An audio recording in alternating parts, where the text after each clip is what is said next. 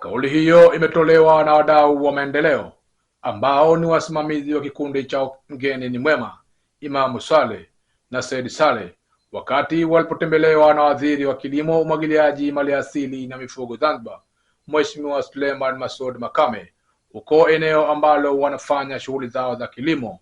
Wamesema kutokana na juhudi za serikali ya awamu ya 8 ya kuwawezesha wajasiriamali hao, bado wataendelea kupambana ili kujikwamua na hali duni ya maisha.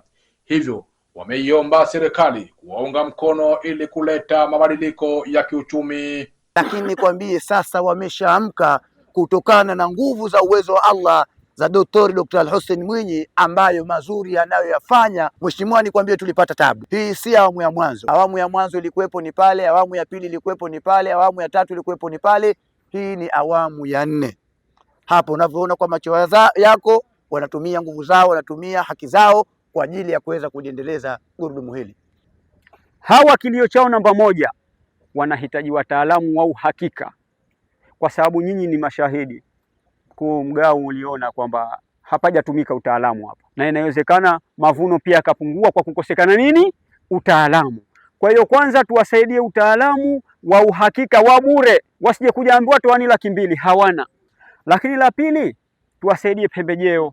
Kulikuwa kuna matunda hapo Tungule, mabilingani, mabamia, yaliingia maji mengine. Mimi nilichangia kile kibomba kile tuuza Tungule, lakini watembeza kwa tenga, hawana hata baiskeli.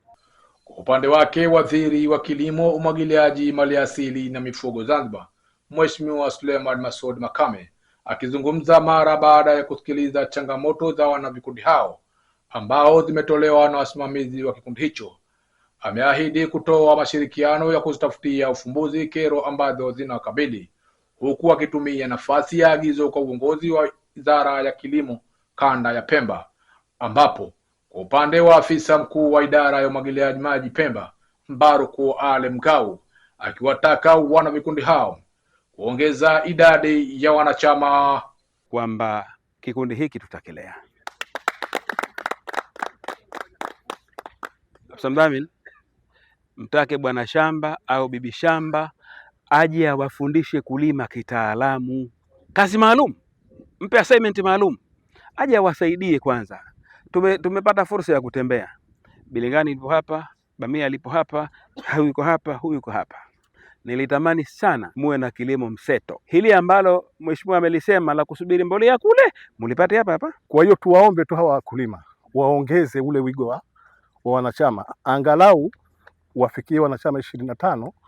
Kwa hiyo baada ya msimu huu wakivuna, watakaovuna, wakishavuna tunaondoka, tunakwenda kwenye vikundi vingine. Nikiripoti kutoka Kisiwani Pemba, mimi Maulid Hamisi.